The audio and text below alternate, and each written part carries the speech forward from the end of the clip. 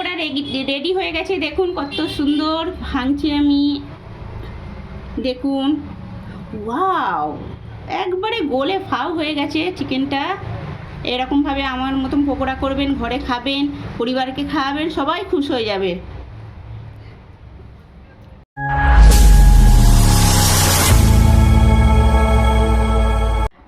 আসসালামু আলাইকুম। আজকে ঝটপট খানা নিয়ে চলে এসেছি। আজকে আমি চিকেন পকোড়া বানাবো।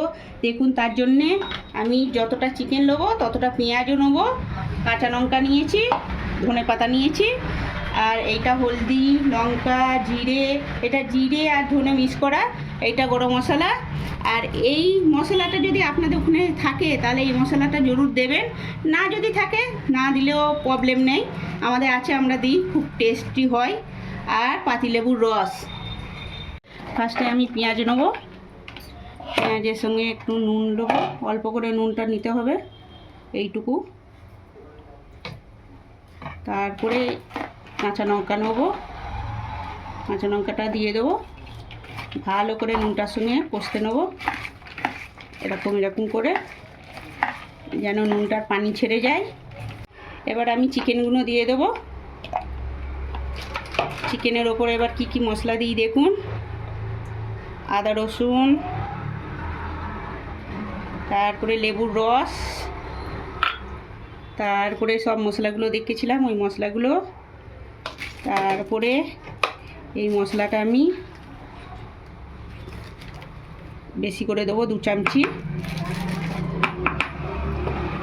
তারপরে ধনে পাতা,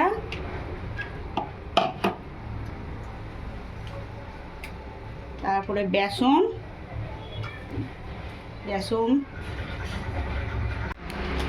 এই যে এটা চালের আটা, এই চালের আটাটা যদি আপনাদের ওখানে পাওয়া যায় কিনবেন, নাহলে আপনারা ঘরে চাল কুটিয়ে পিষে তারপরে আপনারা দেবেন, ওইতেও হবে।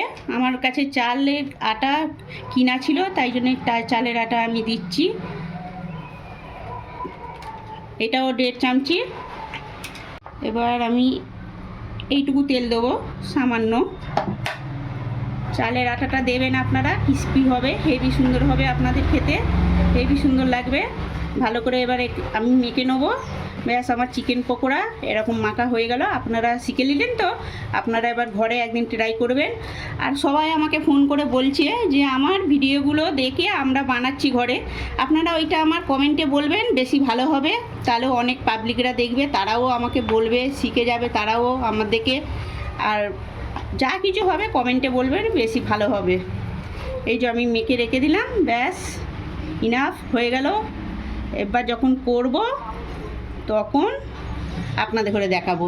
এটা আমি আধ ঘন্টা 1 ঘন্টার লেগে আমি এবার আধ ঘন্টা পরে চলে এসেছি। দেখুন এবার আমি পকোড়াগুলো ভাজবো, একটা এরকম চিকেন নেবেন আর একটা করে এরকম ছাড়বেন, একটু মশলাও নেবেন। এই যে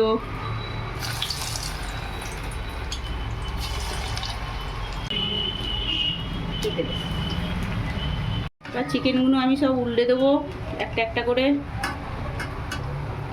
দমকম্মি রাখবেন, দমকম্মি রাখলে বেশি ভালো সেদ্ধ হবে, ভেতরটাও শুদ্ধ। আস্তে আস্তে হোক, ওইটা অসুবিধে নেই। পকোড়া হয়ে গেছে, এবার আমি পকোড়াটা তুলে নেবো। দেখুন কত সুন্দর হয়েছে। এইভাবে আপনারা পকোড়া করবেন ঘরে।